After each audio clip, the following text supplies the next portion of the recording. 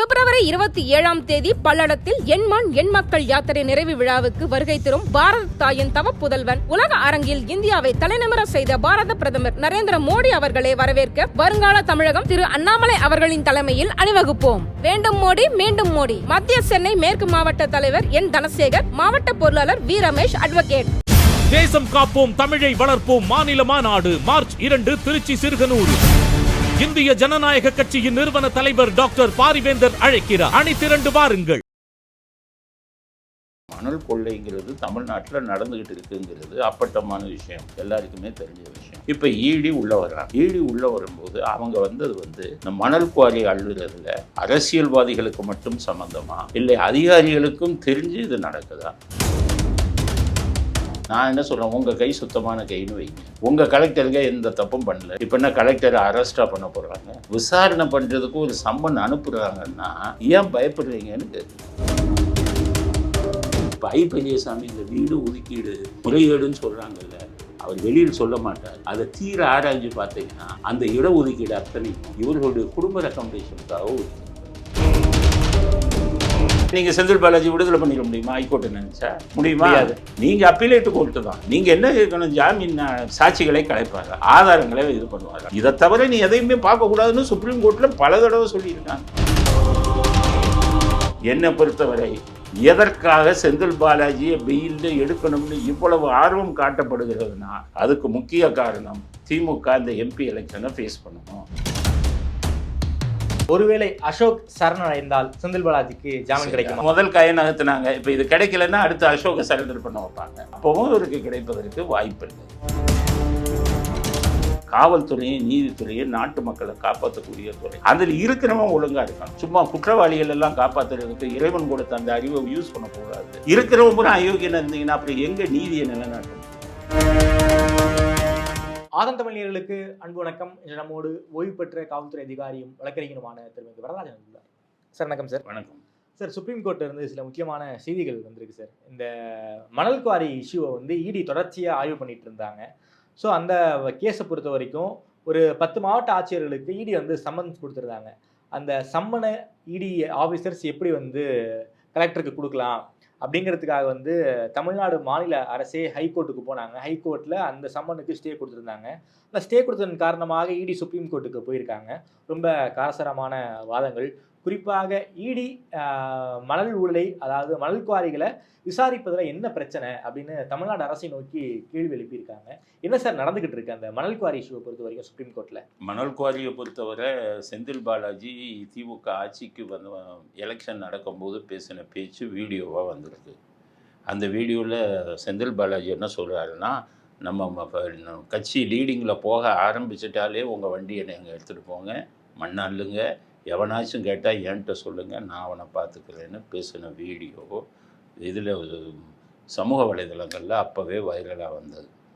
அதை நீங்கள் பார்த்துக்கலாம். அப்போ ஆட்சிக்கு வருவதற்கு முன்னாடியே ஆட்சிக்கு வந்துட்டால் அடுத்த நிமிஷமே மணலை கொள்ளையடிங்க, மணல் குவாரியில் போய் அள்ளுங்கன்னு செந்தில் பாலாஜியே சொல்கிறாருன்னா அப்போ மணல் கொள்ளைங்கிறது தமிழ்நாட்டில் நடந்திருக்கா இல்லையா அப்படிங்கிறத நம்ம புரிஞ்சுக்கணும். ரெண்டாவது, மணல் கொள்ளையில் அடிக்கிறவங்கெல்லாம் விஏஓவை கொலை செய்கிறாங்க, தாசில்தார்களை தாக்குறாங்க, தாசில்தார்கள்லாம் கொல்லப்பட்டிருக்காங்க முன்னாடியெல்லாம். இந்த மாதிரி விஷயங்கள்லாம் நிறைய நடந்திருக்கு. ஆக மணல் கொள்ளைங்கிறது தமிழ்நாட்டில் நடந்துக்கிட்டு இருக்குங்கிறது அப்பட்டமான விஷயம், எல்லாருக்குமே தெரிஞ்ச விஷயம். இப்போ ஈடி உள்ளே வர்றாங்க. ஈடி உள்ளே வரும்போது அவங்க வந்தது இந்த மணல் குவாரி அள்ளுறதுல அரசியல்வாதிகளுக்கு மட்டும் சம்மந்தமா இல்லை அதிகாரிகளுக்கும் தெரிஞ்சு இது நடக்குதா? அப்போ கலெக்டராக இருக்காங்க, ஒரு விஓஓ கொலை பண்ணுறாங்க, கலெக்டர் வேடிக்கை பார்த்துக்கிட்டு இருக்காரு. மணல் கொள்ளை நல்லா நடந்தது. அப்போ கலெக்டர் ஹெல்ப்லெஸ், அவருக்கு எதுவுமே செய்ய முடியாமல் உட்காந்துருக்காரு. ஈடி அவங்கள கூப்பிட்டு உங்கள் இதில் இந்த மாதிரி மணல் கொள்ளை நடக்குது, அதுக்கு யார் காரணம், எந்த அரசியல்வாதி காரணம், நீங்கள் ஏன் நடவடிக்கை எடுக்கலை அப்படிங்கிறத கேட்குறதுக்கு ஈடிக்கு அதிகாரம் இல்லைன்னு சொன்னால் என்ன அர்த்தம்? தப்பு நடக்காமல் ஈடி மாநில அரசு விஷயத்தில் தலையிட்டாங்கன்னா நீங்கள் சொல்லலாம். மைன்ஸை பொறுத்த வரைக்கும் ஷெட்யூல்லையும் அது இல்லை, ப்ரிடிகேட்லேயும் அது இல்லை. அதனால் ஈடி எப்படி வரலான்னு கேள்வி கேட்குறாங்களே சார். அந்த கேள்வி நீங்கள் கோர்ட்டில் போய் கேளுங்க. நீங்கள் இப்போ கோர்ட்டில் போய் கேட்டீங்க, இப்போ ஸ்டே கொடுத்தாங்க ஹைகோர்ட்டு, சுப்ரீம் கோர்ட் உங்களை பார்த்து என்ன கேட்டிருக்காங்க? அது ஷெட்யூலில் இல்லைன்னா உங்களுக்கு என்ன பிரச்சனை, ஏன் கூப்பிட்டு விசாரிக்கிறதுக்காக எதுக்கு கோர்ட்டுக்கு வந்தீங்கன்னு கேட்டிருக்காங்களா இல்லையா? அப்போ இவங்க சொன்னது ஷெட்யூலில் இல்லைன்னா சுப்ரீம் கோர்ட்டுக்கு அந்த சட்ட விஷயங்கள் தெரியாதா? சுப்ரீம் கோர்ட்டு எல்லா சட்டத்தையும் படிச்சுட்டு தானே கேட்குறாங்க. அப்போ இப்போ கேட்குறாங்கங்கும்போது அப்போ நான் என்ன சொல்கிறேன், நீங்கள் என்ன பண்ணுறீங்க, ஒரு தப்பு பண்ணிவிட்டு அந்த தப்பை தட்டி கேட்பதற்கு மத்திய அரசாங்கம் விசாரணை அமைப்புகள் வந்தால் கூட்டாட்சி தத்துவத்துக்கு எதிரானது அப்படின்னு சொல்லி தப்பிக்க பார்க்குறீங்க. எல்லாமே நான் என்ன சொல்கிறேன், உங்கள் கை சுத்தமான கைன்னு வைங்க. உங்கள் கலெக்டருங்க எந்த தப்பும் பண்ணலன்னு வைங்க. இப்போ என்ன கலெக்டரை அரெஸ்ட்டாக பண்ண போகிறாங்க? விசாரணை பண்ணுறதுக்கு ஒரு சம்மன் அனுப்புகிறாங்கன்னா ஏன் பயப்படுறீங்கன்னு கேட்குறேன். கலெக்டரை போய் பார்த்து சொல்லிட்டு வாயா, என்ன விசாரிச்சு சொல்ல போகிறாங்க, நம்ம என்ன தப்பு பண்ணோங்கிற ஒரு மனப்பான்மை உங்கள்கிட்ட இல்லைன்னா அப்போ நீங்கள் கொள்ளையடிச்சுக்கிட்டு இருந்தீங்கன்னா கேட்க தானே செய்வான். இயற்கை வளம் இல்லையா? மண்ணுங்கிறது இயற்கை வளம். நீங்கள் பாட்டுக்கு மண்ணை போய் இது செம்மண் குவாரியிலெல்லாம் பொன்முடி என்ன இது பண்ணாருங்கிறதெல்லாம் இப்போ வெளியில் வந்திருக்கு. ஆக நாட்டின் இயற்கை வளங்களெல்லாம் நீங்கள் அழிச்சுக்கிட்டே போனீங்கன்னா அப்போ எப்படி எல்லாம் வேடிக்கை பார்த்துக்கிட்டு இருப்பாங்க? உங்களை நீங்கள் அடக்கி வைக்கணும் அரசியல்வாதிகளை. அப்போ இப்போ சமீபத்தில் கூட பார்த்தீங்கன்னா சில ஐஏஎஸ் ஆஃபீஸர்கள்லாம் மாற்றிருக்காங்க. விஷ்ணுங்கிற ஐஏஎஸ் ஆஃபீஸர்லாம் மாற்றிருக்காங்க. அப்போ ஒழுங்காக செயல்படுற ஐஏஎஸ் ஆஃபீஸர்கள்லாம் உடனடியாக நீங்கள் நடவடிக்கை எடுத்துருங்க. அப்போ யாருமே கேட்கக்கூடாது அப்படிங்கிறது எப்படி ஏற்றுக்கொள்ள முடியும்? இப்போ சுப்ரீம் கோர்ட் சொல்லிட்டாங்கல்ல, என்ன மாதிரி கேட்டிருக்காங்க, அசிங்கம் இல்லையா உங்களுக்கு? ஏன் இதுக்கெல்லாம் ஒரு வழக்கு போடணுமா? அந்த வழக்கை எப்படி போட்டீங்கன்னு கேட்டிருக்காங்களா? இல்லை. அப்போ ஈடியிலேருந்து கொடுக்குறாங்க, இவ்வளவு ஆதாரங்கள் இருக்குது மணல் கொள்ளையடினதுக்கு. அந்த மணல் கொள்ளையடித்த பணம் பரிமாற்றம் சட்டவிரோதமாக பரிமாற்றமாக இருக்குது, அதனால் நாங்கள் விசாரிக்கிறோம் அப்படின்னு சொன்னால் அதில் நீங்கள் போய் சட்டம் பேசிக்கிட்டு இது பண்ணிட்டு நீங்கள் செய்கிற குற்றத்தை நியாயப்படுத்திக்கிட்டு அந்த குற்றத்தை திரும்பி பண்ணிக்கிட்டு இருந்தால் எல்லோரும் வேடிக்கை வைப்பாங்களா? அதனால் சுப்ரீம் கோர்ட் கேட்டது சரியான கேள்வி. நீங்கள் சொல்கிற ஷெட்யூலு இதெல்லாம் சட்ட விஷயம், அதெல்லாம் சுப்ரீம் கோர்ட்டு பார்த்துக்குவாங்க. சுப்ரீம் கோர்ட்டில் சொல்லிட்டீங்கல்ல, சுப்ரீம் கோர்ட்டு நேற்று கேட்ட கேள்வியிலேயே நீங்கள் பேசாமல் இல்லை நாங்கள் கலெக்டர்களை விசாரணைக்கு அனுப்புகிறோம்னு சொல்லிட்டு வந்திருக்கோம். அதனால் சுப்ரீம் கோர்ட் ஆர்டர் போடுற வரை வெயிட் பண்ணிகிட்டு இருக்காங்க. சுப்ரீம் கோர்ட்டை நாக்கப்படுகிற மாதிரி ஒரு ஆர்டர் போட போகிறாங்க. Final order. அதில் இப்போ கேட்டதெல்லாம் கேள்விகள் தான் கேட்டிருக்காங்க. ஃபைனல் ஆர்டர் ஒன்று போடுவாங்க. போட்டதுக்கப்புறம் கலெக்டரை அனுப்புங்க அப்படிங்கிறது தான் நம்ம முடிவு. கலெக்டருங்க ஹெல்ப்லெஸ்ஸாக இருக்காங்க. என்ன செய்கிறது? ஆளுங்கட்சி இவங்களை மீறி நம்ம செய்ய முடியாது, நம்ம யார்கிட்ட போய் சொல்கிறது அப்படிங்கிற ஒரு எண்ணத்தில் இருக்காங்க. இப்போ அமலாக்கத்துறை கேட்கும்போது எல்லா உண்மையிலும் சொல்ல போகிறாங்க. அப்போ நீங்கள் அதுக்கேற்ற மாதிரி பார்த்துக்கோங்க, ஃபேஸ் பண்ணுங்கள். இன்னும் ஒரு 4-5 மந்திரியை உள்ள ஜெயிலுக்கு அனுப்புங்க. வரிசையாக மந்திரிகள் ஜெயிலுக்கு போயிட்டு இருக்காங்கல்ல. மணல் குவாரிக்க காரணமாக எந்தெந்த கட்சிக்காரங்க பண்ணால் அந்த கட்சிக்காரனுக்கு எந்த மந்திரி ரெக்கமெண்ட் பண்ணார், பண பரிவர்த்தனையில் யார் யாருக்கு எவ்வளோ பங்கு போச்சுங்கிறதெல்லாம் வெளியில் வரட்டும். நாட்டு மக்களுக்கு நல்லது. ஆனால் நாட்டு மக்கள் அதுதானே எதிர்பார்க்குறாங்க. என்ன திமுக காரங்க மட்டும், அது திமுக காரங்களில் எல்லாருமே இல்லை, திமுக காரன்னே இப்போ நிறைய சுதாரிச்சுட்டாங்க. திமுகன்னு கேட்டிங்கன்னா சம்பாதிக்கிறவங்க பூரா யாருன்னா பதவியில் இருக்கிறாங்க. அப்போ பதவியில் இருக்கிறவங்க சம்பாதிக்க இப்போ பாருங்கள், ஸ்டாலின் சொல்லியிருக்காரு 100 நாட்கள் முக்கியமான நாட்கள், உடனடியாக நீங்கள் விழிப்புணர்வுடன் செயல்பட வேணும், உழைக்கணும்னு தொண்டர்களுக்கு அறிக்கை வர்றாரு. எதுக்கு 100 நாளில் விழிப்பாக இருக்கணும்னா அந்த எலெக்ஷன் வேலைக்கு பண்ண ஒழுங்காக பார்க்கணும். இவங்க 100 நாள் விழிப்பாக இருக்கிறது, அவங்க 1650 நாள் கொள்ளையடிக்கிறது 5 வருஷத்துக்கு. இவர்கள் 1650 நாட்கள் கொள்ளையடிப்பதற்கு 100 நாட்கள் தொண்டர்கள் உழைக்கணும் அப்படிங்கிறது. அதனால் யார் சம்பாதிக்கிறாங்களோ வெளியில் வரட்டும். அதனால் இது சுப்ரீம் கோர்ட் சொன்னது நல்ல விஷயம், நல்ல தீர்ப்பை மக்கள் எதிர்பார்க்கிறார்கள். யாராக இருந்தால் என்ன, திமுக போய் வேறு கட்சி ஆட்சிக்கு வந்தாலும் அவங்களுக்கு இதுதான் பதில், அதிமுக வந்தாலும் இதுதான் பதில், பிஜேபி வந்தாலும் இதுதான் பதில். இயற்கை வளத்தை, நாட்டின் இயற்கை வளத்தை கொள்ளையடிச்சுட்டு போகிறவங்களுக்கெல்லாம் இதுதான் பதில். அதனால் நல்லது நடக்கணும் அப்படிங்கிறது தான் எல்லோருடைய கருத்து. Okay sir. அதே போல் ஐப்பெரியசாமி வழக்கை பொறுத்த வரைக்கும் தீர்ப்பு என்பது, அதாவது திங்கட்கிழமை வரப்போகுது, ஆர்டர்ஸ் ரிசர்வ் பண்ணிட்டாங்க. என்ன சார் நடக்க வாய்ப்பு இருக்குது? இல்லை, அதில் கவர்னர்கிட்ட அனுமதி வாங்கலை இவங்க. இந்த பிஎஸ் ராமன்கிறவர் நல்ல மனிதர், அவர் திறமையான மனிதர். எல்லா ஜட்ஜுங்கிட்டையும் அவருக்கு ஒரு மரியாதை உண்டு, இவர் நல்ல மனுஷன்னு ஒரு மரியாதை உண்டு. இவங்க என்ன பண்ணுறாங்க, திமுக நம்ம செஞ்சது பூரா சமூக விரோத செயல்கள். மல்லறதெல்லாம் சாதாரண விஷயம் இல்லை, ஊழல் செய்கிறதெல்லாம் சமூக விரோத செயல் தானே. லஞ்சம் வாங்குவது, ஊழல் பண்ணுறதெல்லாம் சமூக விரோத செயல். இந்த மாதிரி சமூக விரோத செயலை செய்யணும்னா ஒரு நல்ல மனுஷனை வச்சு கேஸ் நடத்தினா ஜட்ஜுங்க அவங்க மேலே உள்ள நல்ல எண்ணத்தில் இதெல்லாம் மன்னிச்சிடுவாங்கன்னு நினச்சிட்டு பிஎஸ் ராமனை கொண்டு வந்திருக்காங்க அட்வொகேட் ஜெனரலாக. எந்த பிஎஸ் ராமன் 1000 பிஎஸ் ராமன் வந்தாலும் இங்கே ஒன்றும் நடக்காது. நீதி அப்படிங்கிறது தான் முக்கியம், ஆட்கள் முக்கியம் இல்லை. சட்டத்தின் முன்னாடி நீதி என்ன, தப்பு நடந்திருக்கா, அதுதான் தண்டனை. நான் ஆட்களை வந்து நீங்கள் இந்த மாதிரி ஆளுங்களை வந்து நிறுத்தினா உடனே உங்களை நியாயப்படுத்தி நீங்கள் பண்ண ஊழல்லாம் கரெக்டுன்னு சொல்லிடுவாங்களே. அதனால் இப்போ என்ன பண்ணியிருக்காங்கன்னு கேட்டிங்கன்னா, பெரியசாமி விஷயத்தில் பிஎஸ் ராமன் வந்து என்ன சொல்கிறாருன்னா, கவர்னரின் அனுமதி வாங்காமல் ஒரு மேலே வழக்கு தொடர்ந்துட்டாங்க. டெக்னிக்கல் பாயிண்ட் எவ்வளோ விதானது பாருங்க. ஓகே, கவர்னர் அனுமதி வாங்கலை, அதனால் இந்த வழக்கே செல்லாது. ஒரு நல்ல வக்கீலுங்க சமூகத்துக்கு எதிராக செயல்கள் செய்யக்கூடியவங்களை காப்பாற்ற மாட்டாங்க. மனசாட்சி உள்ள வக்கீல் காப்பாற்ற மாட்டாங்க. என்னென்னா சமூக விரோத செயல் இல்லையாது, அதில் போய் டெக்னிக்கல் பாயிண்ட்டை கண்டுபிடிச்சி இப்போ பெரியசாமி இதில் பெரிய இது என்னென்னா கவர்னர்கிட்ட அனுமதி. கவர்னர்கிட்ட அப்ரூவல் வாங்க எப்படி சார் விசாரணையை நடத்தியிருப்பாங்க? அதுதான் இப்போ கவர்னர்கிட்ட யார் அனுமதி வாங்கணும்? கேஸை நடத்துறது யார்? நடத்துனது டிவிஎஸ்சி தான். திமுக மாவட்ட செயலாளர் அவங்களுக்கு என்ன தெரியுமா? கவர்னர்கிட்ட அனுமதி வாங்காமல் நடத்துவோம், நாளைக்கு மேல் கோர்ட்டுக்கு போனால் அவர் தப்பிச்சுக்கிட்டோம் மந்திரி அப்படின்னு தான் வேணும்னே அனுமதி வாங்காமல் வச்சுருக்காங்க. நான் அனுமதி வாங்காமல் இருந்தது வந்து வேணும்னே. ஆனால் இப்போ மிஞ்சி என்ன சொல்லுவார் ஆனந்த வெங்கடேசன்? திருப்பி அனுமதி வாங்கிட்டு இதை திருப்பி நடத்துங்கன்னு தான் சொல்ல முடியும். அதுக்காக அவர் விடுதலை பண்ண முடியுமா? தப்பு நடந்தவங்களை விடுதலை பண்ண முடியுமா? ஓகே, அதில் வந்து அந்த வீட்டு வசதி வாரிய ஒதுக்கீடுல ஊழல் நடந்திருக்கு. அதுதானே அது? இந்த வீட்டு வசதி வாரிய ஒதுக்கீடு ஊழல் எனக்கு முதல்ல ஆரம்பத்திலிருந்தே தெரியும். மந்திரி என்ன பண்ணுவாங்க, மந்திரி என்ன பண்ணுவான், மற்ற கட்சிக்காரன் என்ன பண்ணுவாங்க, ரெக்கமெண்டேஷன் வந்தா இந்த விஷயம் பூரா எனக்கு தெரியும். நான் காவல்துறையில் அப்போ இருந்தபோது இந்த விஷயத்தை பார்த்துருக்கேன். கந்தசாமின்னு சொல்லி தினகரனுடைய உரிமையாளர் கந்தசாமி, அவர் வீட்டு வசதி மாறிய மந்திரியாக இருந்தார். அது 96 அந்த பீரியடா இல்லை 89 to 90, அது மட்டும் எனக்கு ஞாபகம் இல்லை. அவர் தான் இருந்தார், அவர் கொடுத்தாங்க. அப்போ ஒரு 10 ஒதுக்கீடு வந்து 10 இது காலியாக இருக்குது வீட்டு வசதி வாரியத்தில். 10 இது ஒதுக்கீடுகள், 10 வீடுகள் காலியாக இருக்குது. அப்போ அவர் 10 வீடுகளுக்கு மந்திரி நினைக்கிற ஆளுங்க போடலாம். அப்படி ஒரு மந்திரிக்கு ஒரு அதிகாரம் அவர் நினைக்கிற ஆளு போடலாம். அவருக்கு 12 ரெக்கமெண்டேஷன் கருணாநிதி உங்கள் குடும்பத்திலிருந்தே வந்திருக்கு. ஸோ எனக்கு தெரிஞ்ச ஒருத்தர் அதுக்கு ஒதுக்கீடு கேட்டு மந்திரிகிட்ட போகிறேன். ஓகே, கந்தசாமிகிட்ட.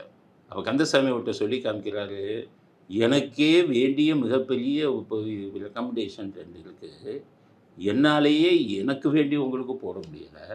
காரணம் மொத்தம் 10 வீட்டு ஒதுக்கணும். சிஎம் வீட்டிலேருந்து 12 வந்திருக்கு. அதில் கணக்கு சொல்கிறாரு. கருணாநிதி அவர்கள் 2 கொடுத்துருக்காரு, ஸ்டாலின் அவர்கள் 3 4 கொடுத்துருக்காங்க, அழகிரி கொடுத்துருக்காரு, செல்வி கொடுத்துருக்காரு, கனிமொழி கொடுத்துருக்காரு. ஆக இவங்க எல்லாத்தையும் சேர்த்தா 12 ரெக்கமெண்டேஷன், மொத்தம் இருக்கிறது 10. நான் உடனே கருணாநிதி அவர்கள்ட்ட ஃபைலை கொண்டு போய் இந்த மாதிரி 10 தான் இருக்குது, உங்கள் ஃபேமிலியிலேருந்தே 12 வந்திருக்கு, எப்படி ஒதுக்கீடு செய்கிறதுன்னு சொன்னதுக்கு கருணாநிதி அவர்கள் சொன்ன பதில், என் ரெக்கமெண்டேஷன் 2 இருக்குல்ல, அதை கொடுக்க வேணாம்ப்பா, குடும்பத்தில் சொன்ன 10 கொடுத்துல எனக்கு தலைவலி பிரச்சனை வரும்னு சொன்னதா அங்கேருந்து போனவங்ககிட்டயே சொன்னார். சொல்லிட்டு கடைசி என்ன சொன்னார், எனக்கு வேண்டியவங்களுக்கே வந்து அந்த ஒதுக்கீடு கொடுக்க முடியலைன்னு சொன்னார். இப்போ பெரியசாமி இந்த வீடு ஒதுக்கீடு முறைகேடுன்னு சொல்கிறாங்கல்ல, அவர் வெளியில் சொல்ல மாட்டார். அதை தீர ஆராய்ஞ்சு பார்த்தீங்கன்னா அந்த இடஒதுக்கீடு அத்தனையும் இவர்களுடைய குடும்ப ரெக்கமெண்டேஷனுக்காக ஒதுக்கியிருப்பார். அப்படி தான் பாவம் அவங்க இதில் இடஒதுக்கி இந்த வீட்டை ஒதுக்கி பண்ண முடியாது. பெரியசாமி குற்றவாளி இல்லைங்கிறீங்களா? இல்லை, குற்றவாளி இல்லைன்னு சொல்லலை. இந்த ஒதுக்கீடுகள் எல்லாம் அவராக பணத்தை வாங்கிட்டு ஒதுக்குனதா இருக்க வாய்ப்பு இல்லை. தீவிரமாக விசாரிச்சா அவர் குற்றவாளி இல்லைன்னு ஏன் சொல்ல முடியாதுங்கிறேன்னா, மந்திரி கருணாநிதி அவங்க குடும்ப உறுப்பினர்கள் கேட்குறாங்க, அதுக்கு ஒதுக்கீடு செஞ்சாலே தப்பு தானே, அதில் ஒரு குற்றவாளி தானே. அதுக்கு ஒதுக்கீடு எப்படி செஞ்சார்? பப்ளிக் எத்தனை பேர் காத்துக்கிட்டு இருக்கான்? வீட்டு வசதி வாரியம் எதுக்கு கொண்டு வந்தது? பொதுமக்களுக்கு வந்து வசதி செஞ்சு கொடுக்கணுங்கிறதுக்காகத்தான் அரசாங்கத்தில் உருவாக்கப்பட்டது தானே வீட ஒதுக்கீடு. அதில் நீங்கள் ஒவ்வொருத்தர்ட்டையும் 10 லட்சம் 20 லட்சம்னு வாங்கிட்டு ரெக்கமெண்டேஷன் பண்ணிங்கன்னா, அது முதலமைச்சர் வீட்டிலேருந்து சொன்னாங்கன்னு ஒதுக்கீடு பண்ணால் அது நமக்காக பெரிய குற்றம் தானே. அதில் ஒரு குற்றவாளி. ஆனால் அதுலேயும் நான் என்ன சொல்கிறேன், இந்த குற்றத்துக்கு காரணம் அவரா அப்படிங்கிறத விட இவர்கள் குடும்பத்தில் இருந்து தான் இந்த ரெக்கமெண்டேஷன் அதிகம் போகும். அதனால தான் நான் சொல்கிறேன், அவரும் குற்றவாளி, ஆனால் அவர் அந்த குற்றத்தை செய்வதற்கு காரணமாக இருந்த இவர்கள் குற்றவாளி. இவர்கள் விஷயம் வெளியில் வராதுங்கிறதுக்காக இதை நான் பதிவு செய்வேன். அது உங்களுக்கு வெளியிலேருந்து பார்க்கும்போது தெரியாது. பெரும்பாலான இப்போ இன்ஸ்பெக்டர் நான் இதில் இருக்கும்போது டிபார்ட்மெண்ட் இருக்கும்போது 1996 to 2001 டிஎம்கே ஆட்சி வந்தது. டிஎம்கே ஆட்சி வரும்போது ஒரு இதுக்கு சொன்னேன், மாம்பழம் போலீஸ் ஸ்டேஷன் இன்ஸ்பெக்டர். மாம்பழத்துக்கு ஒரு ஏசியும் இருப்பார், அங்கேயே இருப்பார், அசிஸ்டன்ட் கமிஷனர், அவர் டிஎஸ்பி. இவங்க என்ன பண்ணுறாங்க, மாம்பழம் போலீஸ் ஸ்டேஷன் டிஎஸ்பி 10 லட்சம் இவங்க குடும்பத்தில் ஒருத்தருக்கு போய் கொடுக்குறாங்க. உடனே அவங்க வந்து ஃபோன் பண்ணி அவரை அங்கே போடுறாங்க. அதே இது என்ன பண்ணுறாரு, 6 மாதம் ஆகி இன்னும் உங்கள் குடும்பத்தில் இன்னொருத்தவங்களை 15 லட்சம் கொடுத்து ஏசி ஒருத்தர் வந்து கொண்டுட்டு வர்றாரு. உடனே 10 லட்சம் கொடுத்து ஏசி 6 மாதத்துக்குள்ளே அவரை தூக்கிட்டு இவரை போடுறாங்க. இப்போ இந்த போஸ்டிங் எல்லாம் எப்படின்னு கேட்டிங்கன்னா, போடுறது இப்போ கமிஷனர் தான். ஏசி உங்களுக்கு ஏசினா டிஜிபி போடுவார், போடுறது டிஜிபி, போடுறது கமிஷனர் தான். ஆனால் இதுக்கு பின்னாடி என்ன நடக்குதுங்கிறது பொதுமக்களுக்கு தெரியாது. பணத்தை வாங்கிக்கிட்டு இந்த மாதிரி ஒதுக்கீடு இது வந்து ட்ரான்ஸ்ஃபர் பண்ணுவோம். இதே மாதிரி தான் ஹவுசிங் போர்ட்லையும் பணத்தை வாங்கிட்டு ஒதுக்கீடு போடும். இப்போ மாம்பழம் இதில் ஏசியை வந்து நீங்கள் எப்படி போடணும், மாம்பழம்ங்கிறது லஞ்சம் அதிகம் கிடைக்கக்கூடிய ஒரு இடம். மாமூல் நிறைய வரும். எப்படி கேட்குற மாமூல் வேறு, கேட்காத மாமூல் வேறு. மாம்பழம் போலீஸ் ஸ்டேஷன் வரை கேட்காத மாமூல் தான் நிறைய வரும். எப்படின்னு கேட்டிங்கன்னா, அங்கே ஜவுளி கடைகள்லாம் அதிகம், நகை கடைகள் அதிகம். அவங்களுக்கெல்லாம் பிரச்சனை வரும்ட்டு மாதம் ஒரு பணத்தை அவங்க இதில் இருந்து போட்டு போலீஸ் ஸ்டேஷன்லேருந்து கட்டிட்டு போயிடுவாங்க. கேட்கவே தேவையில்லை, ஒரு சிண்டிகேட் மாதிரி. ஆமாம், வந்து கொடுத்துட்டு போயிடுவாங்க. அதனால தான் இங்கே 15 லட்சம் 20 லட்சம் கொடுத்து அந்த டைம்லேயே வாங்கினோம். எல்லோரும் வந்து கொடுத்துட்டு போயிடுவாங்க. இப்படித்தான் நடக்கும். இது பண்ணி அங்கே வந்து இதில் நடக்கும் மாம்பழம். அப்போ டிஜிபிஆர் ஸ்ட்ரிக்டாக இருக்கிறவங்க கையில் எது கரப்ஷன் ப்ரோன் போலீஸ் ஸ்டேஷன் அப்படின்னு இருக்கும். அதில் எல்லாம் என்ன பண்ணுவார் DGP, corruption prone police station, அது Pookadai corruption prone police station, Mambalam corruption, அப்போல்லாம் கோடம்பாக்கமும் கரப்ஷன், அப்போ வடபழனின்னு இல்லை, இப்போ கோடம்பாக்கம் வடபழனி ஒன்று, அப்போ அது கரப்ஷன் ப்ரோன் போலீஸ் ஸ்டேஷன். இந்த மாதிரி லிஸ்ட் இருக்கும்போது டிஜிபி என்ன பண்ணுவாருன்னா, இன்ஸ்பெக்டர் லிஸ்டேடு, நேர்மையான இன்ஸ்பெக்டர் லிஸ்டேடும்பாரு.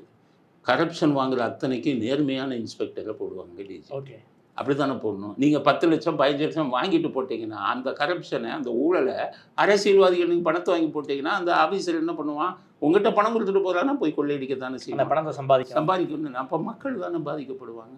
அதில் வேடிக்கை, இதில் பாதிக்கப்படுறது யாருன்னா, அப்பாவி தான் பாதிக்கப்படுவான். தப்பு பண்ணுறவர் ரூபாய் கொடுத்துட்டு போயிடுவான் போலீஸ்க்கு, அப்பாவியால் என்ன பண்ணுவான், அவன் தான் பாதிக்கப்படுவான். அதனால தான் போலீஸில் மட்டும் எப்போவும் கரப்ஷன் இருக்கக்கூடாது. போலீஸ் எப்போ கரப்ஷன் வருவான், சட்டத்தை மீறுறதுக்கு தான் பணம் கேட்பான். அவன் சட்டத்தை மீறினா பல பேர் பாதிக்கப்படுவான்ல. அதனால தான் இதுக்கு வந்து அரசியல்வாதிகளின் குறுக்கீடு வந்து தான் இந்த மாதிரி விஷயங்கள்லாம் நிறைய நடக்கும். அதனால தான் நான் இதை வந்து சொல்கிறேன், வீட்டு வசதியுடைய ஐபிஎல்சாமியா அவர் ரொம்ப முறைகேடு பண்ணிட்டாரு. அதை முறைகேடு எப்படி பண்ணாருன்னு தோண்டுங்கிற தோண்டிங்கன்னா கடைசி இங்கே தான் வந்து நிற்பாங்க. இவர்களை நான் தாக்கணுங்கிறதுக்காகவே இதை சொல்லலை. கண்ணால் பார்த்து பல விஷயங்களை பார்த்ததுக்கப்புறம் தான் இப்படியெல்லாம் நாட்டில் நடக்குதுங்கிற ஒரு இதில் தான் நான் ஒரு ஆதங்கத்தில் தான் இதை இது பண்ணுறேன். Okay sir. Sir, Anand Venkatesh அவர்கள் முன்னாள் அமைச்சர்கள் மீதான வழக்கை சுமூட்டமாக எடுத்து விசாரிச்சுக்கிட்டு இருக்காரு. அதில் மிக முக்கியமான வழக்கு முன்னாள் அமைச்சர் வளர்மதி வழக்கு. அந்த வழக்கை பொறுத்த வரைக்கும் வளர்மதி அவர்கள் சுப்ரீம் கோர்ட்டுக்கு போயிட்டு இந்த விசாரணைக்கு ஸ்டே வாங்கியிருக்காங்களே, இதுக்கு என்ன சார் காரணம், என்ன பின்னணி, எப்படி ஸ்டே வாங்கினாங்க? சுப்ரீம் கோர்ட்டே சொன்னாங்க, இந்த மாதிரியான திமுக தரப்புலேருந்து ஸ்டேக்கு போகும்போது ஆனந்த் வெங்கடேஷ் மாதிரியான ஒரு நேர்மையான நீதிபதிகள் இருப்பதனால தான் நீதி என்பது இந்தியாவில் தலைக்குது அப்படிங்கிற மாதிரியான சீஃப் ஜஸ்டிஸை பாட்டியிருந்தார். இவங்களுக்கு எப்படி சார் அந்த வழக்கை பொறுத்த வரைக்கும்? இல்லை, இவங்க வந்து பொன்முடி மேலே எடுத்தது, பெரியசாமி மேலே எடுத்தது, இந்த மாதிரி மற்ற விஷயங்கள்லாம் வந்து குறிப்பாக பொன்முடி மேலே எடுத்தது இதெல்லாம் வந்து லிமிட்டேஷன்னு பேர். குற்றம் நடந்து ஒரு குறிப்பிட்ட டைமுக்குள்ளே நீங்கள் எஃப்ஐஆர் போடணும். ஓகே. இப்போ இவங்க வளர்மதி விஷயத்தில் அந்த விடுதலை ஆகியே 10 வருஷம் ஆச்சு. ஓகே. அதுக்கப்புறம் இப்போ திருப்பி எடுக்கிறாங்க. அந்த லிமிட்டேஷனுங்கிறது அதில் வரும். லிமிட்டேஷன்னா 3 வருஷத்துக்குள்ளே அந்த விஷயங்களை இது பண்ணணும் அப்படின்னு குற்ற நடைமுறை சட்டத்தில் இருக்குது. அந்த சட்டத்தின் அடிப்படையில் தான் அவங்க ஸ்டே கொடுத்துருக்காங்க. ஓகே. அதனால் நீங்கள் நடவடிக்கை எடுக்கும்போது நீங்கள் மற்ற விஷயங்கள் லிமிட்டேஷன் இது ஆகுமா, ஹிட் ஆகுமா, அவங்க கால வரையில் கால நிர்ணயம் இருக்கு பாருங்க, அதை சரியாக அது பண்ணியிருக்கோமா அப்படின்னு. இப்போ வளர்மதி இதில் அதைத்தான் சொல்லி வந்து அவங்க ஸ்டே கொடுத்துருக்காங்க. Okay sir. அதனால் நீங்கள் அதையும் நீங்கள் மற்ற வழக்குகளையும் ஒப்பீடு செய்ய முடியாது. இது காலம் கடந்து செஞ்ச விஷயம். அது 10 வருஷத்துக்கு பழைய வழக்கை மறுபடியும் ரீஓபன் பண்ணியிருக்காங்க. அதுதான் சொல்லியிருக்காங்க. 10 வருஷம் ஆச்சு, இது எப்படி ரீஓபன் பண்ணீங்க, லிமிட்டேஷன் இல்லையே அப்படின்னு சொல்லி ஸ்டே கொடுத்துருக்காங்க. Okay sir. முக்கியமான வழக்கு வரும்போது அதுக்கு மற்ற விஷயங்களை முடிவு பண்ணுவாங்க. Okay sir. செந்தில் பாலாஜி வழக்கை பொறுத்த வரைக்கும் அந்த ஜாமீன் மீதான மனுவிலையும் ஆர்டர்ஸ் ரிசர்வ் பண்ணிட்டாங்க. அதே போல் இந்த சிசிபி வழக்கு விசாரணை முடிகிற வரைக்கும் இடி வழக்கை விசாரிக்க கூடாது அப்படிங்கிற ஒரு டிஸ்சார்ஜ் பெட்டிஷனும் அவர் போட்டிருக்காரு. என்ன சார் நடந்துகிட்டு இருக்கு செந்தில் பாலாஜி கேஸை பொறுத்த வரைக்கும்? டிஸ்சார்ஜ் அப்படிங்கிறது அந்த 227 229 சொல்லி குற்ற நடைமுறை சட்டத்தில் இருக்குது. அது என்ன இருக்குன்னா, உங்கள் மேலே ஒருத்தர் மேலே எஃப்ஐஆர் போடுவாங்க, போலீஸு அரெஸ்ட் பண்ணுவாங்க, ஜெயிலுக்கு அனுப்புவாங்க. அதுக்கப்புறம் குற்றப்பத்திரிகை தாக்கல் செய்யும்போது குற்றவாளி என்ன பண்ணுவான் தெரியுமா? நான் நிரபராதி, என்னை இந்த இதில் இருந்து விடுதலை செய்யுங்க அப்படின்னு டிஸ்சார்ஜ்னு ஒன்று போடுவான். டிஸ்சார்ஜ் பெட்டிஷன் அதுதான் 227 229 இருக்குது. இதில் வேடிக்கை என்ன தெரியுமா? நல்லவனும் போடுவான், அயோக்கியனும் போடுவான். அதில் கொலை பண்ணவனே 227 போடுவான், 229 போடுவான். ஆமாம், டிஸ்சார்ஜ் என்ன பண்ணு, எனக்கு இதில் சம்மந்தம் இல்லை அம்மா. ஓகே, நல்லவனும் போடுவான் அந்த சட்டத்தில். அது மாதிரி இப்போ தப்பு பண்ணவங்களும் போட்டுருக்காங்க. நான் என்ன சொல்கிறேன், நல்லா யோசிச்சு பாருங்க. செந்தில் பாலாஜி இதில் எப்படி டிஸ்சார்ஜ் பெட்டிஷன் போட அனுமதிப்பாங்களா? ஏன்னா அதில் இவ்வளோ ஆதாரங்கள், நூற்றுக்கணக்கான பேர் பணத்தை கொடுத்தேன்னு புகார் கொடுத்துருக்காங்க. அந்த புகாரை ஒத்துக்கிட்டு இவங்களுக்கெல்லாம் பணத்தை திருப்பி கொடுத்துருன்னு சொல்லி ஹைகோர்ட்டில் அவரே போய் ஒத்துக்கிட்டாரு. குவாஷ் பெட்டிஷன் குவாஷும் ஆச்சு. சுப்ரீம் கோர்ட்டு பணத்தை திருப்பி கொடுத்துட்டா முடியுமா? அந்த செய்த குற்றத்துக்கு தண்டனை கொடுங்கன்னு தான் திருப்பி கொடுத்துருக்காங்க. அதை நம்ம திமுகவின் மாவட்ட செயலாளரான சிசிபி சென்ட்ரல் கிரைம் பிரான்ச்சு அவரை காப்பாற்றுறதுக்காக 900 குற்றவாளி அதில் சேர்த்து அந்த விதையை வீக் பண்ணிக்கிட்டு இருக்காங்க. இவ்வளவு நடந்ததுக்கப்புறம் நான் நிரபராதியை என்னை விடுதலை செய்யுங்கன்னு டிஸ்சார்ஜ் பெட்டிஷன் போட்டால் அது நிற்குமா? இல்லை அது ஜெயிக்க முடியுமா? வக்கீலுங்க நல்லா கொள்ளையடித்த பணம் இவங்ககிட்ட இருந்து கொஞ்சம் நல்லா முடிந்தவரை கறக்கலாம்னு சொல்லி ஒரு டிஸ்சார்ஜ் போடுங்க சார், 10 லட்சம் வாங்கியிருப்பாங்க. அதுக்கு தான் இது ஒழிய இதில் டிஸ்சார்ஜ் எப்படி இவருக்கு செந்தில் பாலாஜிக்கு கிடைக்கும்? சாதாரண நேற்று வக்கீலுங்க கூட சட்டம் படித்தவங்க கூட இதை சொல்லிடுவாங்க. ஓகே, அதனால் இதெல்லாம் நடக்காது அப்படிங்கிறது. சார், குறிப்பாக செந்தில் பாலாஜி ஜாமீன் மனு மீதான விசாரணை என்பது ஒரு வார காலமாக நீதியரசர் ஆனந்த் வெங்கடேஷ் அவர்களுடைய பெஞ்சில் போய்கிட்டு இருக்கு. ஜாமீன் மனு மீதான விசாரணை தான் அது. கிட்டத்தட்ட ஒரு லோயர் கோர்ட்டில் எப்படி ட்ரையல் நடக்குமோ அதே மாதிரியான ட்ரையல் ஹைகோர்ட் பெஞ்சில் நடக்குது. அதாவது செஷன்ஸ் கோர்ட்டில் என்ன வாதங்களை வைக்கணுமோ அதை ஹைகோர்ட்டில் வைக்கிறாங்க, ஆவணங்களை கொடுக்குறாங்க, டாக்குமெண்ட்ஸை கொடுக்குறாங்க, பென்ட்ரைவை கொடுக்குறாங்க. இடி மெரிட்ஸை பற்றியெல்லாம் பேசுகிறாங்க. கிட்டத்தட்ட ஒரு 60 கோடி ரூபாய் அளவுக்கு அவர் முறைகேடு பண்ணியிருக்காரு, மோசடி பண்ணியிருக்காரு.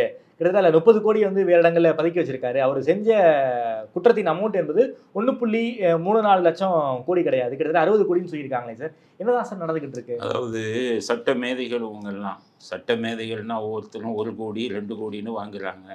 கேட்டால் சீனியர் கவுன்சில் பெரிய கவுன்சிலும்பாங்க. ஹைகோர்ட்லேயும் கோடி வாங்குற வக்கீலுங்க இருக்காங்க. ஓ, அப்படியா சார்? கோடிக்கணக்கான பணம் இங்கே வக்கீலுக்கு ஃபீஸாக கொடுக்குறாங்க.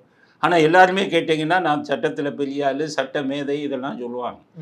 ஆனால் எங்களுக்கெல்லாம் என்ன, நாங்கள்லாம் ஆரம்ப கட்டத்தில் நான் காவல்துறை விட்டு ஆரம்ப கட்டத்தில் பெயிலுக்கு போயிருக்கேன். நாங்கள் குற்றவாளிக்கெல்லாம் பெயிலுக்கு போக மாட்டோம். 1 கோடி ரூபா கொடுத்தாலும் இன்றைக்கி பணம் கொடுத்த உடனே கலரை மாத்திர வக்கீலுங்க மாதிரிலாம் நாங்கள் கிடையாது. அதில் 1 கோடி ரூபா கொடுத்தாலும் அக்கிரமம் பண்ண அயோக்கியத்தனம் பண்ணவனுக்கு நாங்கள் போய் அப்பியர் ஆக மாட்டோம். நல்ல மனிதர்களுக்கு தப்பாக தெரியாமல் போய் மாட்டிக்கிட்டவங்களுக்கு அந்த மாதிரி விஷயங்களுக்கு தான் போவோம். கஞ்சா கடத்தனவனுக்கெல்லாம் போய் நிற்க மாட்டான் அதெல்லாம். ஆனால் இன்றைக்கி மிகப்பெரிய வக்கீல்னு சொல்லிக்கிறவங்கெல்லாம் கோடிக்கணக்கான பணத்தை வாங்கிட்டு தப்பானவனுக்கு போய் நிற்கிறாங்க. சரி, நீங்கள் போகிறீங்க பேசுகிறீங்கன்னா பெயிலுனா என்ன? ஜாமீனில் நான் ஆரம்பத்தில் கேஸுக்கு போகும்போது ஜட்ஜு என்கிட்ட சொன்னார். நான் அந்த வழக்கை பற்றி பேசினேன். ஜட்ஜு சொன்னார், don't talk about the merit of the case. Okay, வழக்கின் தகுதியை பற்றி பேசாதீங்க. அது விசாரணை நீதிமன்றம் தான் விசாரிக்கும். இந்த ஹைகோர்ட்டுக்கு அதுக்கு பவரே கிடையாது. வழக்கின் தகுதியை பற்றி பேசுகிறதுக்கு, மெரிட் ஆஃப் த பற்றி பேசுகிறதுக்கு எங்களுக்கு தகுதியே கிடையாதுன்னு சொன்னார் ஹைகோர்ட் ஜட்ஜு. அதுதான் உண்மை. அப்புறம் எதுக்கு விசாரணை நீதிமன்றம் வச்சுருக்கீங்க? நான் என்ன கேட்குறேன், நீங்கள் செந்தில் பாலாஜி விடுதலை பண்ணிட முடியுமா? ஹைகோர்ட்டு நினச்சா முடியுமா? நீங்கள் அப்பீலேட்டு கோர்ட்டு தான். நீங்கள் என்ன கேட்கணும்? ஜாமீன் முக்கியமாக என்ன பார்க்கணும்? சாட்சிகளை கலைப்பாரா, ஆதாரங்களை இது பண்ணுவாரா, கெடுப்பாரா? இதை தவிர நீ எதையுமே பார்க்கக்கூடாதுன்னு சுப்ரீம் கோர்ட்டில் பல தடவை சொல்லியிருக்காங்க. இந்த வக்கீலுங்கள்லாம் போயிட்டு அவர் ஆனந்த வெங்கடேசனுக்கு அதெல்லாம் ரொம்ப நல்லா தெரியும். இவங்க சொல்கிறத மட்டும் காது கொடுத்து கேட்டுக்கிட்டு இருக்காரு. என்ன வக்கீல் நீங்கள்லாம், என்ன படிச்சிருக்கீங்க? அரிமா சுந்தரம்ங்கிறீங்க, 1 கோடி 2 கோடிங்கிறீங்க. அங்கே பென்ட்ரைவ் இருக்குது, பென்ட்ரைவில் இது இருக்குது. இதை போயிட்டு ஒரு பெயில் கோர்ட்டில் போய் இதை பற்றி பேசலாமா? அது என்ன சட்டமே படிச்சிங்களா, வேற எங்கேயும் படிச்சுட்டு வந்தீங்களா? அதுதான் கேட்குறேன். 1 கோடி 2 கோடின்னு வாங்குறீங்களா? உங்களுக்கு என்ன இது இருக்குது? என்ன நீங்கள் பேசணும்? மெரிட்டை பேசுனா அப்புறம் எதுக்கு விசாரணை நீதிமன்றம்? உங்களுக்கு பென்ட்ரைவை கொண்டு போய் ஹைகோர்ட்டில் காமிப்பீங்களா? ஹைகோர்ட் ஆமாம் பென்ட்ரைவில் வந்து இது இல்லை அப்படின்னு உங்களை வந்து ஜாமீன் கொடுத்துருவாங்களா? இல்லை விடுதலை பண்ணிடுவாங்களா? அதைத்தான் நான் சொல்றேன். வழக்கில் தகுதி இல்லை, அடிப்படை தகுதி இல்லைன்னா நீ குவாஷ் பெட்டிஷன் தான் போடணும். அங்கே தான் போய் இதை பேசணும். குவாஷில் பேசலாம். நீங்கள் இதை ரத்து செய்யுங்கன்னு வழக்கை ரத்து செய்யுங்கன்னு சொன்னதுல அங்க போய் பேசலாம். ஜாமீன்ல பேச முடியாது, ஜாமீன்ல பேசக்கூடாது. அங்க போய் நீங்க சொல்லலாம், பாருங்க எஃப்ஐஆர்ல இப்படி போட்டிருக்கேன், ஆனா உண்மையில் நடந்தது இதுதான் ஆதாரம், இந்த வழக்கை ரத்து செய்யுங்கன்னு சொல்லலாம். ஜாமீன்ல போயிட்டு எதை பேசுறதுன்னு வக்கீல்களுக்கு தெரியல. கேட்டா சீனியர் கவுன்சில், கேட்டால் சுப்ரீம் கோர்ட் கவுன்சில் 1 கோடி 2 கோடி இதெல்லாம் 5 நாள் பார்த்து தெரியுதா? 5 நாள் கேட்கக்கூடிய விஷயமா? அவன் சொல்கிறான், ஈடியை சொல்கிறான். எப்போவுமே எதாவது என்ன பார்ப்பாங்க தெரியுமா ஜட்ஜு? போலீஸ் ப்ராசிக்யூஷன், போலீஸாக இருக்கட்டும் ஈடியா, அவன் என்ன சொல்கிறான் அதை தான் பார்ப்பாங்க. அவன் வந்து இல்லை நான் இப்போ தான் குற்றப்பத்திரிக்கை தாக்கல் செஞ்சுருக்கேன், இவர் வெளியில் விட்டீங்கன்னா சாட்சிகளை கடைத்து விடுவான்னு சொன்னால் பெயில் கொடுக்கக்கூடாது. அதுதாங்க ப்ரொசீஜர். பெயில் கொடுக்கக்கூடாது. அவன் எதிர்த்தாலே கொடுக்க மாட்டாங்க. ப்ராசிக்யூஷன் எதிர்த்தா கொடுக்கவே மாட்டாங்க. எப்போ கொடுக்கணும்? 60 நாள் 90 நாள் ஆகி நீங்கள் குற்றப்பத்திரிக்கை தாக்கல் செய்யாமல் இருந்தீங்கன்னா கொடுக்கலாம். ஆமா 200 நாளைக்கு இல்லை, குற்றப்பத்திரிக்கை தாக்கல் செஞ்சுட்டாங்க. குற்றப்பத்திரிக்கை தாக்கல் செய்யலைன்னா தான் அந்த மேண்டேட்டரி பெயில் எல்லாம் வரும். 60 நாள் 90 நாள்லாம் எப்போ வரும்னா குற்றப்பத்திரிக்கை தாக்கல் செய்யலைன்னா. செந்தில் பாலாஜி கேஸில் தான் குற்றப்பத்திரிக்கை தாக்கல் செஞ்சுட்டாங்க, பெயில் ப்ராசிக்யூஷன் அப்ஜெக்ட் பண்ணுறாங்க. அப்புறம் எங்கே பெயில்? நோ பெயில் தான். இதுதானே சட்டம் சொல்லுது. அவர்கிட்டே போயிட்டு தகுதியை பேசுனா அப்போ அதை இழுத்து மூடிட்டு வாங்கங்கிறேன். இந்த விசாரணை நீதிமன்றம்னு ஒன்று வச்சிங்க, செஷன்ஸ் கோர்ட், அரிமா சுந்தரம், நீங்கள் இந்த மற்ற வக்கீலுங்கள்லாம் அந்த PS ராம் அந்த குரூப் எல்லாம் போய் விசாரணை நீதிமன்றத்தை இழுத்து மூடிட்டு இங்கேயே விசாரணை நடத்துங்க. எங்க ஹைகோர்ட்லேயே விசாரணை நடத்துங்க, பெயில்லையே. என்ன அதுதான் நான் சொல்கிறேன். உயர் நீதிமன்றம் இந்த விசாரணையை பற்றி எதையுமே அந்த பெயில் ஆர்டரில் நீங்கள் பாருங்கள், ஆனந்த் வெங்கடேஷன் குறிப்பிடவே மாட்டார். அப்படி குறிப்பிட்டால் அது விசாரணையை பாதிக்கும். ஓகே, விசாரணை நீதிமன்றத்தில் ஆமாம் இந்த இதில் வந்து பென்ட்ரைவில் இன்னென்ன மாற்றி இருக்குன்னு சொல்லிட்டா விசாரணைக்கு வந்து ஜட்ஜ் என்ன பண்ணுவார்? ஹைகோர்ட்டே சொல்லிடுச்சு மாறி இருக்குன்னு திசை திரும்பி போயிடும். அதனால தான் அந்த மாதிரி விஷயங்களே பேசக்கூடாது. அதை எழுத்து மூலமாக ஹைகோர்ட்டு கமிட் பண்ணக்கூடாது. அதனால தான் ஹைகோர்ட்டில் எல்லா இடத்துலையும் என்ன போடுவாங்க, இதில் நாங்கள் சொன்ன விஷயங்கள் எல்லாம் விசாரணை நீதிமன்றம் எடுத்துக்கொள்ள வேண்டியது இல்லைன்னு போடுவாங்க. இந்த ரிட்டன் ஆர்குமெண்ட்ஸாக ஃபைல் பண்ணிடுவாங்களா சார்? இல்லை, வெர்பலாகவும் பேசலாம், ரிட்டன் ஆர்குமெண்ட்டாகவும் போடலாம். ஆர்டர் போடும்போது ஹைகோர்ட்டு பெயிலே கொடுக்குறாங்கன்னு வச்சுக்கோங்க, இவருக்கு சாதகமாக சில விஷயங்கள் அதில் என்ன போடணும் தெரியுமா?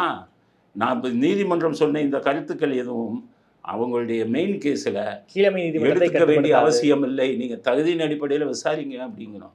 ஜுடிஷியரியே கெட்டு போச்சுங்க. வக்கீலுங்களுக்கு எல்லாம் சட்டம் தெரியல. கேட்டால் 1 கோடிங்கிறான் 2 கோடிங்கிறான். என்ன சார் சொல்கிறீங்க? ஆமாம், வேற என்னங்க இதில் போயிட்டு மெரிட்டை வந்துக்கிட்டு கொண்டாந்துக்கிட்டு நீட்டுறான்னா அப்புறம் என்ன அர்த்தம்? அவனுக்கு சட்டம் தெரியலன்னு தானே இருக்கும். போயிட்டு இதில் போடுங்கிறேன், குவாஷ் போடு, அங்கே போய் காமி, என் மேலே எஃப்ஐஆர் இப்படி போட்டிருக்காங்க, இந்த பாருங்க ஆதாரம். அதுலேயே குவாஷிலே 1008 கண்டிஷன் இருக்குது. உங்களுக்கு சுப்ரீம் கோர்ட் வந்து எப்பப்போ குவாஷ் கொடுக்கணும் அப்படிங்கிறதுல வந்து கிளீனாக பக்காவாக நிறைய விஷயங்கள் சொல்லியிருக்காங்க. அதைத்தான் நீங்கள் ஃபாலோ பண்ணணும். என்னென்னமோ போயிட்டு 6 நாள் போகுது, 8 நாள் 6 நாள் போகிறதுக்கு அதில் என்ன இருக்குது?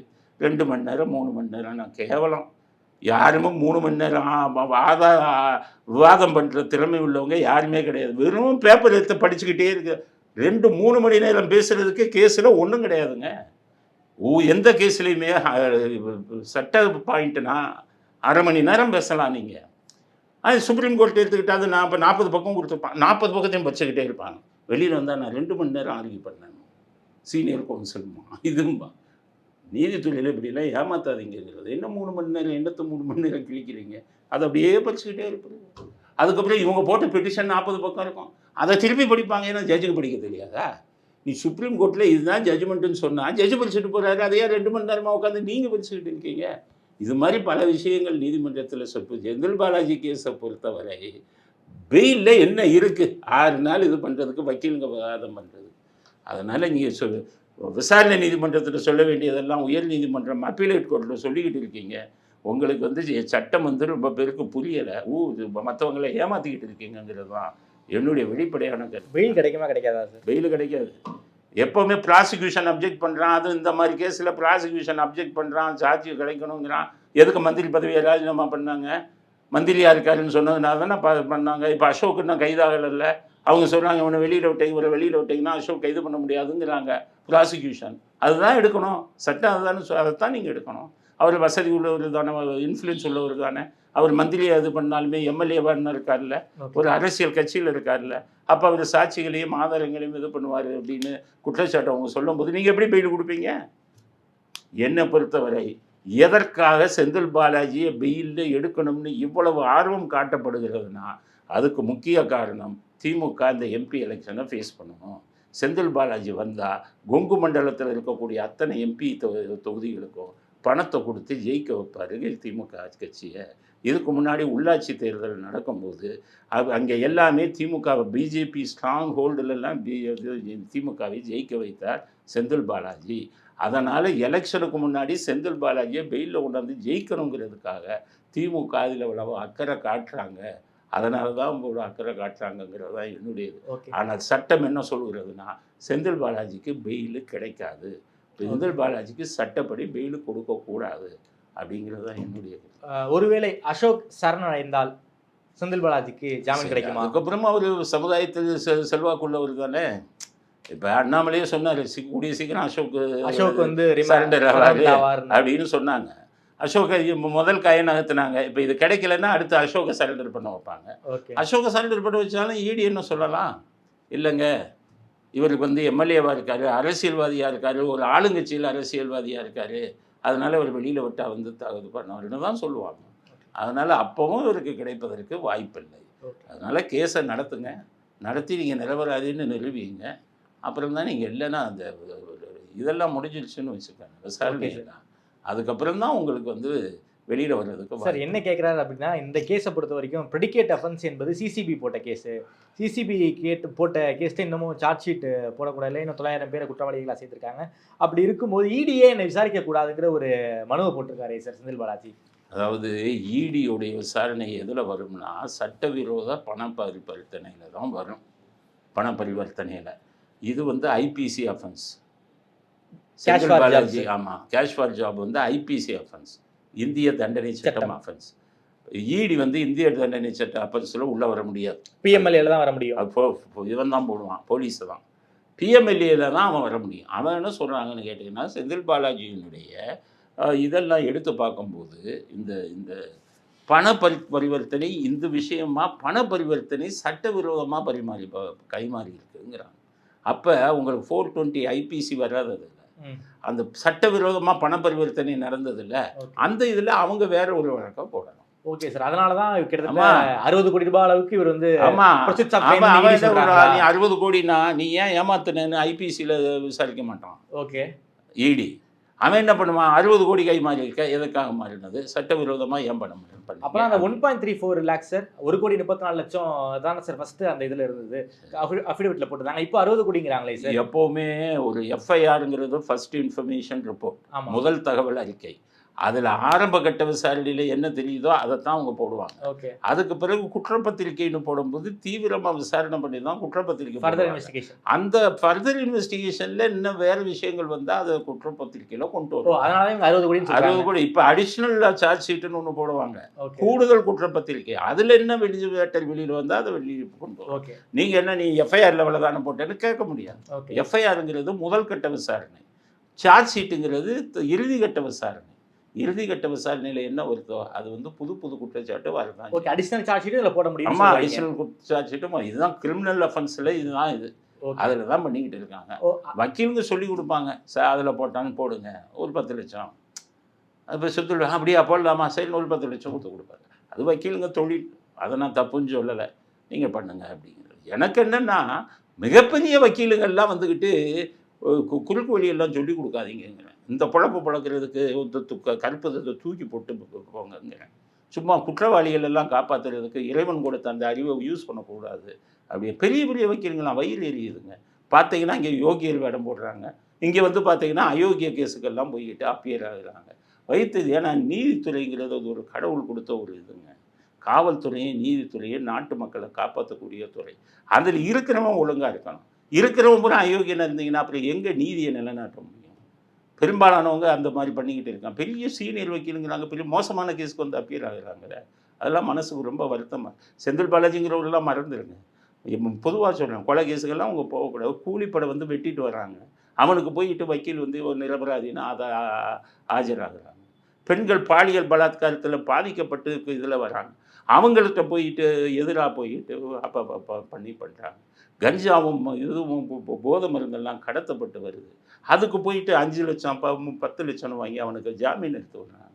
இதெல்லாம் இது வந்து சாதாரண வக்கீலுங்க செஞ்ச மிகப்பெரிய வக்கீலுங்க, மிகப்பெரியவங்கெல்லாம் போய் இந்த வேலை பண்ணாங்கன்னா இந்த பொழப்பு பொழைக்காதீங்கய்யா, தூக்கி போட்டு போங்கயான்னு சொல்கிறேன் நான்.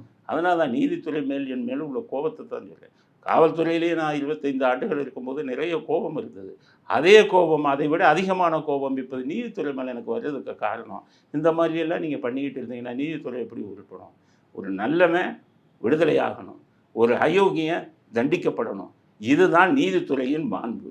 நல்லவன் ஜெயிலுக்கு போகிறான், அயோக்கியம் வெளியில் வர்றான்னா நீதித்துறையே தேவையில்லை, தலை குனியணும் அப்படிங்கிறது தான் என்னுடைய. அது தலை குனிகிறதும் தலை குனியாகும் வழக்கறிஞர்கள் கையில் இருக்குது, நீதிபதிகள் கையில் இருக்குது.